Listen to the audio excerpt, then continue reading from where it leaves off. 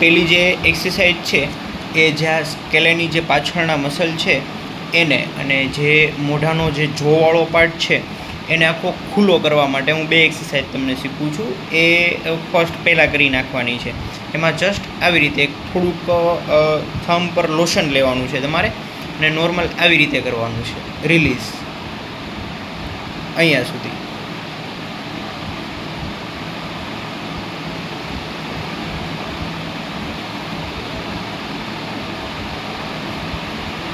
અને પછી normally just અહીંયા આવી રીતે મસાજ કરવાનું છે.